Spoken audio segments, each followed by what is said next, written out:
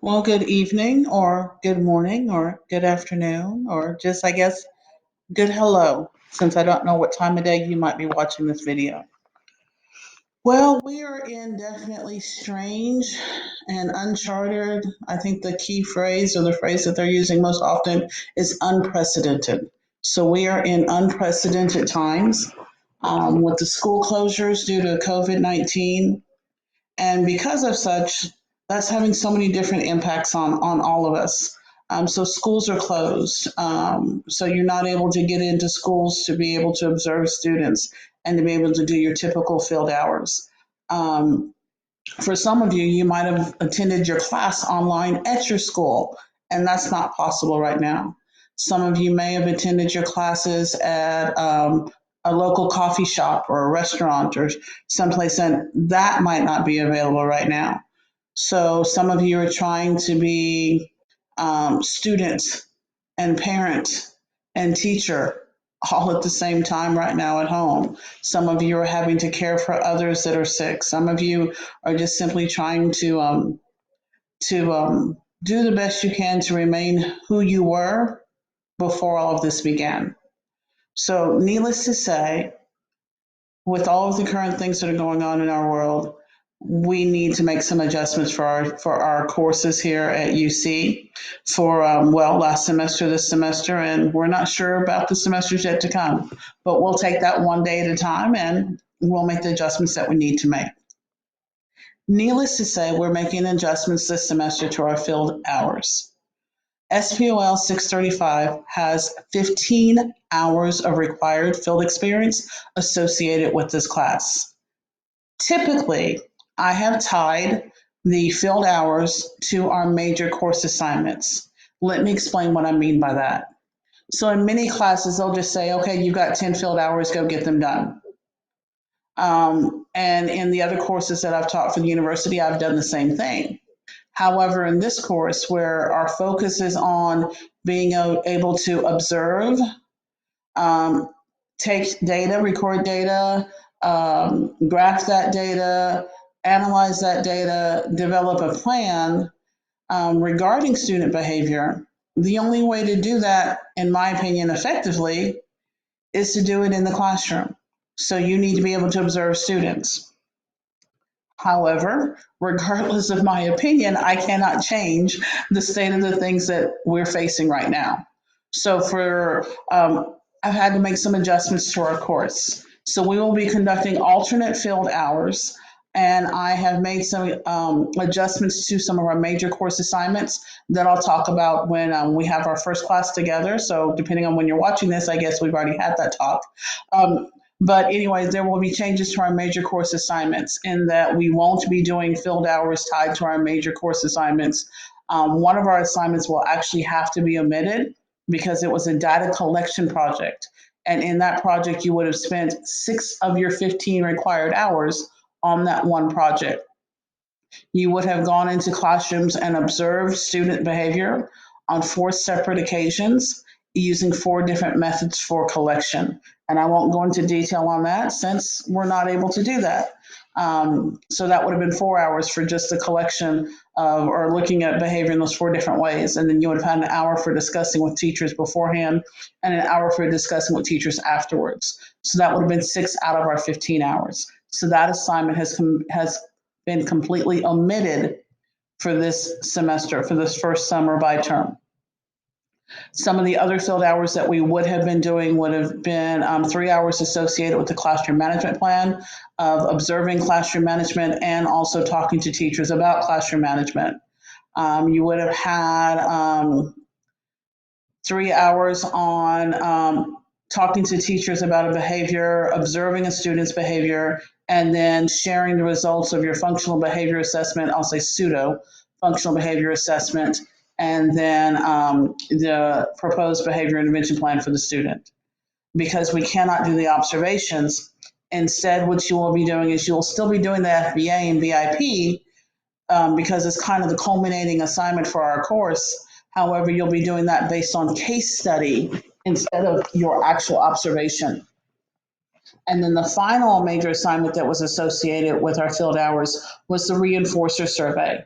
where you would have talked to a teacher beforehand about what type of typical reinforcers they used in the classroom, and then talk to the teacher about a group of students that you could then administer a forced choice survey to. And then you'd administer the survey, and then you'd have another hour for sharing the results of that survey with that teacher. We're still doing that assignment. However, you will be able to, instead of administering it to a total of 10, you'll administer it to at least 5. You can use relatives, your own children. You can contact people through Zoom or through Meetings to Go or Google Classroom or Facebook or FaceTime, or simply by phone. However you want to interview or administer the survey to other students, that would be fine, instead of going into the classroom to do it. And with the classroom management plan, you're just going to be writing it without having conversations with the teachers and without observing that the actual classroom management that the teachers are using in their classrooms. So those are what we would have been doing. So last semester, the university waived field hours, but they're not waiving field hours this semester. Instead, we're doing alternate. And they've kind of left it up to the professors to try to find things that still align with the intended outcomes for the course. So what I've decided to do, and I believe, in my opinion, my humble opinion, that it will be meaningful, and that in the long run, I'm hopeful that you will at least find some enjoyment from it, but definitely that it will be meaningful, and that hopefully you'll have that you'll take something away from it that you'll be able to use. Vanderbilt University, who I do not work for, I do not make any money by using their materials. Vanderbilt University I've used since I started teaching grad school. I actually used it as a student when I was in grad school myself. That's when I first was introduced to Vanderbilt's IRIS Center, IRIS, IRIS Center. It is an awesome resource, plethora of resource of information, everything regarding anywhere from classroom behavior management to disabilities to RTI, response to intervention, to diversity, to differentiated instruction, assessment. There's all kinds of topics. So one of our major assignments is in IRIS modules, and that's been an assignment that you will have regardless of if we had done alternate field hours or not. There's a video for that assignment that explains it in detail, and that particular IRIS module is on classroom behavior management, and it's part 1 about learning the components of a comprehensive classroom management plan, which is your second major assignment, is you're writing a comprehensive classroom management plan. So that one module then gave me the idea of what we could do for our alternate field experience hours. So we will be using the IRIS Center, which happens to have the ability to award certificates, or to give you a certificate that can be used for teacher professional development. So that's what we'll be looking at. So this is the website here, https://iris.peabody.vanderbilt.edu for our alternate hours. So if you were to look at, and I've got this particular slide here posted in our field experience folder on our content page on our iLearn website. So you're going to start off by creating a free account on IRIS Center, and I'll walk you through all of this in just a second. It is free, there is no charge. You're going to then, once you have an account, you then have to add the modules that you're going to go through. You have to add them to your account. And so these are the 9 modules, and I know you're saying 9. I didn't come up with the number of hours that each one would reflect for professional development. The IRIS Center did that. So if you total all these up, they totaled 15 hours, which is what we are supposed to have for this particular course. We're supposed to have 15 field experience hours, so we're going to do 15 PD hours instead. Let me first explain that you'll see that two of those have an asterisk next to them, Classroom Management Part 1 and Part 2. I would highly suggest that you do the classroom management modules first. Why? Well, a couple reasons. One is that, like I said, one of your major assignments for our class is an IRIS module, and it is the classroom management part 1. So you've got to do that one anyway.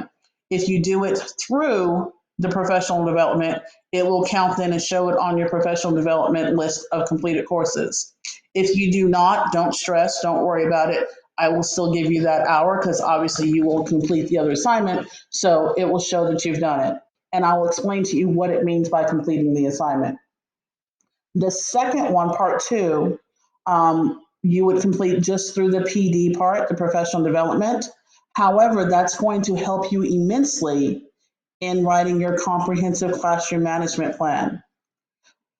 Like I said, typically I only require that first classroom management part 1 module. Years ago, when I first started teaching this class, I required 6 IRIS modules. However, although the material is excellent and very much aligned with our course, it is time intensive. And so I decided to then only require the 1 IRIS module typically. Like I said, we're using these now to make up for our field hours.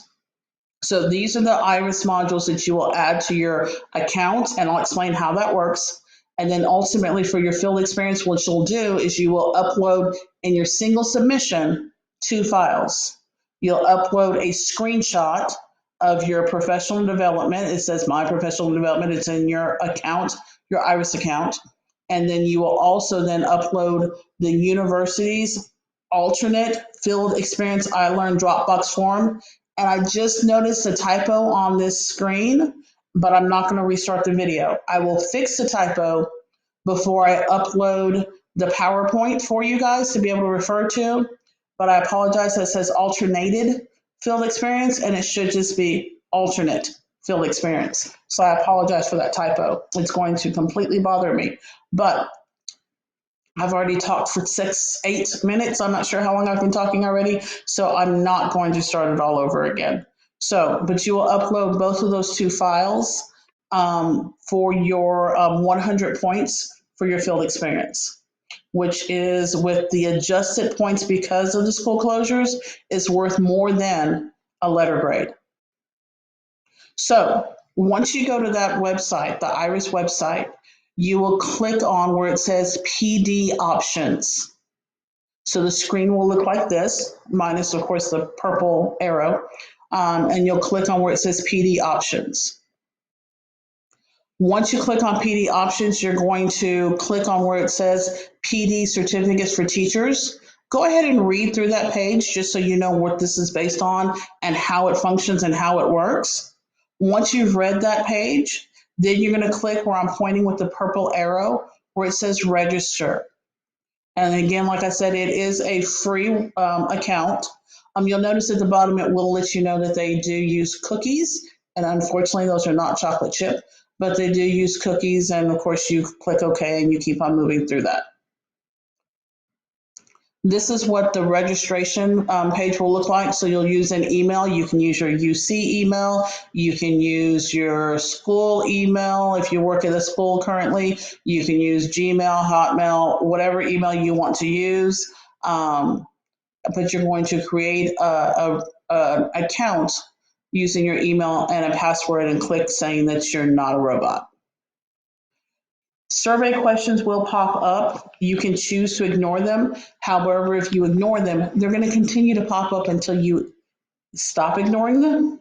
So I would suggest go ahead and answering them. Like I said, this is a free resource, and I believe, not certain, but I believe that Vanderbilt is able to provide this free resource because of grant funding and different things of that nature. So I would assume that that's why they try to collect information to find out who's using their resources. So I believe that that's the reason for the survey questions, is so that way they have an idea of who they're reaching, who's using their product, and that way they know how to better tailor it to meet the needs of those people who are using it.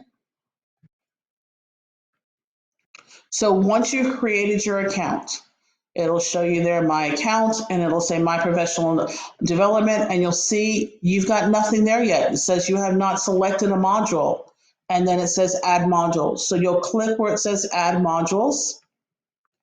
And once you click add modules, you can read that information there at the top where it says available modules. Again, like I said, I would suggest that you go ahead and do the classroom management one first, because if you do that assignment, the rest of this will be a cakewalk. Let me explain what I mean by that.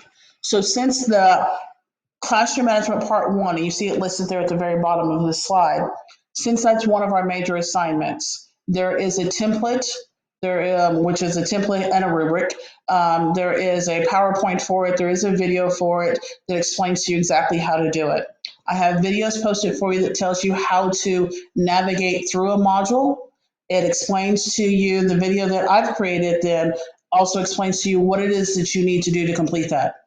Let me make sure that you understand. For that one module, you are completing the template, which means that you're going through every section of the module and you're answering the questions and responding to the activities using the template that I provided for that one IRIS module. When you're doing the professional development / field experience hours, you're not using a template. You're not having to write down your information. You can, when you're doing the professional development part, you will take a pretest, multiple choice on the screen. You just click and take your pretest. You will go through the module. You can write as much or as little on your scratch paper as you choose to do so. If you want to, it's kind of like just reading through the articles. Sometimes there's articles to read, sometimes there are little videos to watch, sometimes there are podcasts, short little podcasts to listen to, or a audio taped interview to listen to. It's those type of things. There are activities. However, for the professional and development, you do not have to document for me that you've completed those activities. You may do so if you choose, but you're not required to. So let me explain one more time. For the classroom management part one, learning the components of a comprehensive behavior management plan, that is a separate assignment that's going to do double duty as one of your PD hours, as well as that major class assignment. For that one and only IRIS module, you will use the provided template to document the answers and responses to all of the questions and the activities that are included in that module. For just your field hours, where you're doing the PD and you're going through the modules, you absolutely do not have to respond to every question for me. You're going to read through the material, absorb the material. Like I said, take whatever notes that you need. The only thing that I will need to know is that you looked at every page, and I'll show you how I'll know that you took the pre-test and that you took the post-test and that you passed the post-test. Those are the things that I'm looking for. All right, so now that I've explained that, let me back up and go back to this. So once you clicked on add modules, you'll see here on the left-hand side where it says filter by topic. Like I said, IRIS has a plethora of information, but we're trying to make sure that the field hours / professional development that you're completing is aligned with the learning outcomes of our class. So instead of saying, fly, be free, pick whatever you want, I'm asking that you click on two areas. Click on where it says behavior and classroom management. To me, that goes perfectly. And then also click on the one that says disability. You'll notice that it tells you there's 7 available for one and 4 available for the other. And in just a moment, I'll show you which ones you're not going to do. All right. So once you've clicked on those 2 areas, the list will populate. They do not go into your cart, however, until after you click add to cart. Don't worry, you're adding it to the cart, but there's no fee. All right, there is no fee. This is free. All right, so like I said, once you've read through this information, you've clicked on the areas that say behavior and classroom management, and you clicked on disability, this list here will populate for you. All right, so the ones that you are adding to your account are the 2 on autism spectrum disorder, the 2 on addressing disruptive and non-compliant behaviors, the 2 on classroom management. And like I said, I would suggest that you do those first. 1, because it's one of your assignments, and that assignment on the IRIS classroom management assignment is due on week 3 of our class. So that makes even more reason. So just because you add all these, you don't have to do them in a specific order.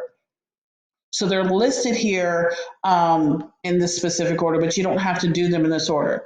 But like I said, I would strongly suggest that you do the 2 on classroom management first, because that will get you your first, that IRIS module that's due on week 3, and it will support you as you are writing your classroom management plan, which is due for week 4. So these are these first set of modules, and then these are the other ones. You will notice here that I've added, because I did not know it, like I said, they all populate. So when I took my screenshot, I added the little no symbol on the ones on IEPs and the pre-referral process. You can do them if you want to, but they're not required. They are not required. So you do not click add to cart on those unless you so choose. But that's not what I'm looking for. All right. So that will give you all of the modules that I had listed on the previous page here at the top, when I had these listed here for you. It will be those 9 modules, because like I said, you can omit the one that says IEPs and omit the one that says the pre-referral process. Once you've added them to your cart, you will access them by going to where it says my account, and then clicking on where it says professional development. If you want to peruse through the other things, you're welcome to do so. But the main area that you need to stay in is where it says professional development. If you go through the modules any other way, let me stop and go back to here. So when you do that first IRIS module on classroom management, the video that I created for that assignment obviously was created before COVID. So it doesn't talk about going through the PD section. It talks about going straight through the IRIS resource locator. And that's fine for that assignment. However, if you access all the other modules that way, it will not reflect in your PD. And your PD list is what you're going to submit to go along for your field hours at the end of our course. So please be sure that you're going through where it clicks on professional development to access your courses, your field experience hours or PD hours. I uploaded 3 into an account that I created just so that you could see what it looks like. And I think it gives you like 91 days to complete it. So I just listed 3. One of the things that I mentioned to you earlier was that I wanted you to see that you're going to take a pretest. So on that first arrow there at the top, you'll see that on that one, I haven't begun it yet. I have not begun that module yet. So it's still telling me I need to start by taking the pretest. So once I click on take the pretest, it will take me through a multiple choice pretest. Then it'll ask me if I'm ready to start. You can always stop and come back and stop and come back. That's not a problem. So it's not a matter of once you start it, you have to finish it in that setting, because you can come back. You can click on the My Progress. You can pick up where you left off. Or you can go back to it, and as long as you come to it through this PD window, you can click on it and then click on the pages to go through and get back to where it was that you left off. So like I said, that first one there where the purple arrow is showing that I have not began that one yet. On the second one, when I said that I wanted to know that you went through all the pages, you'll see there it says that I went through pages 2 through 16.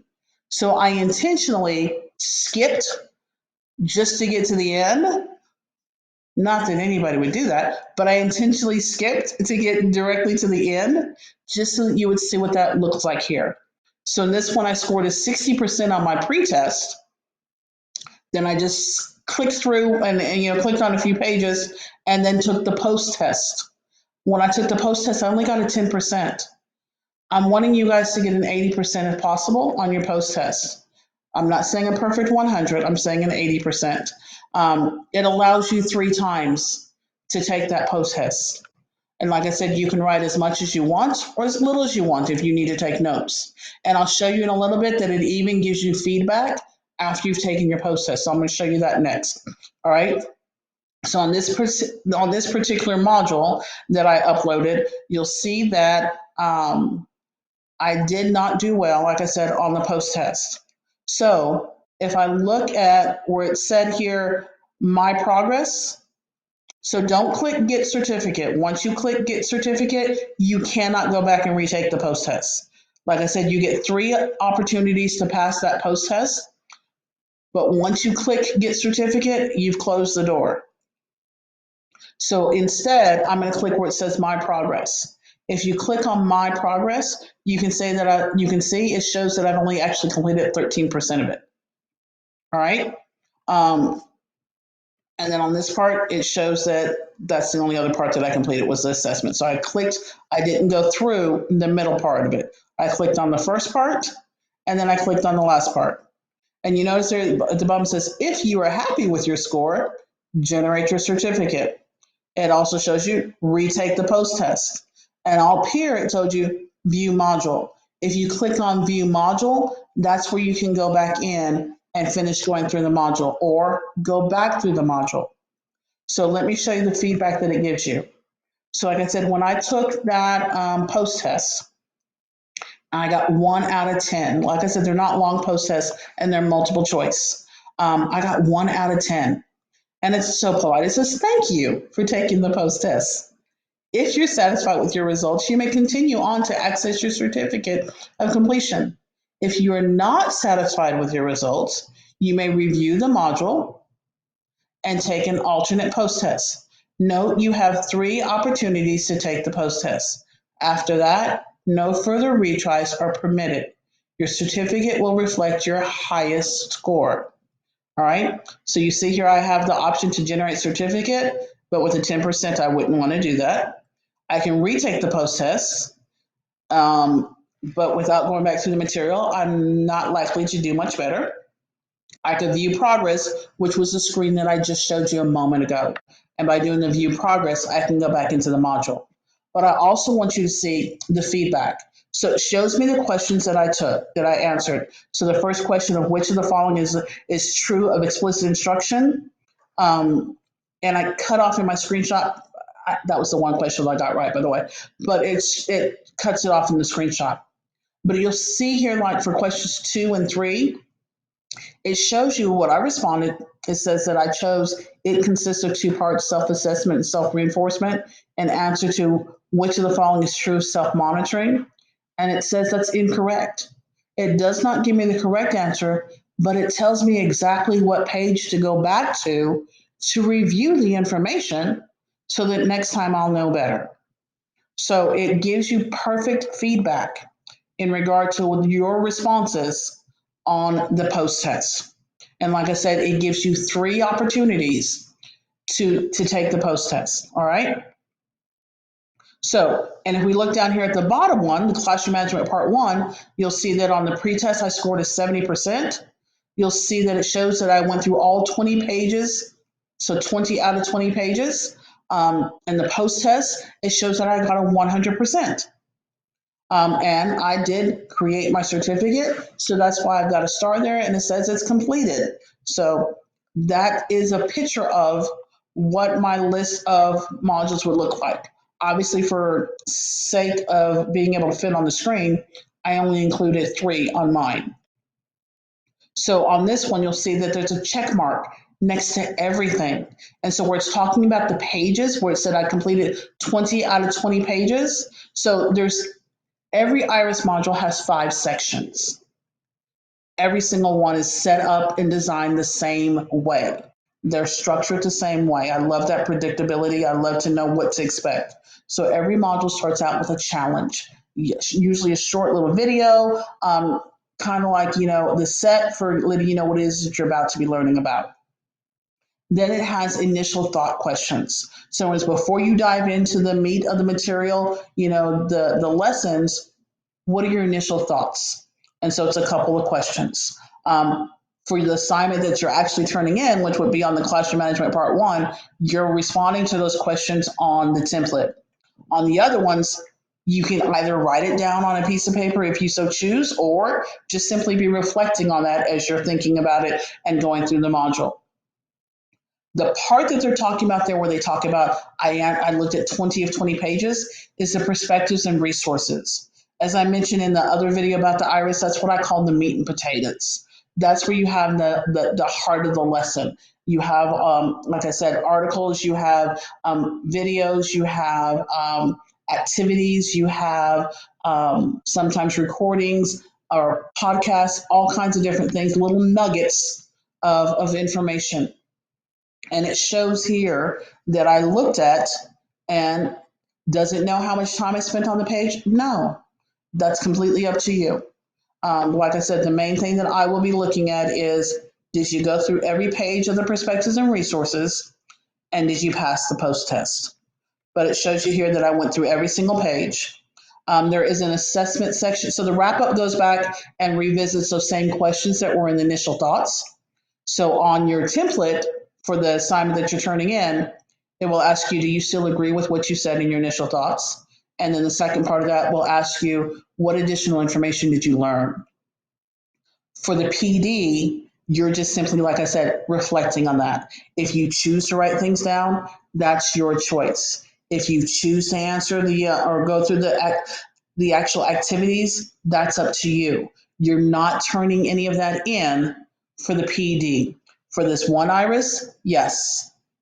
But for the rest of the PD, the only thing you're giving to me will be your PD record that I'll show you here at the end.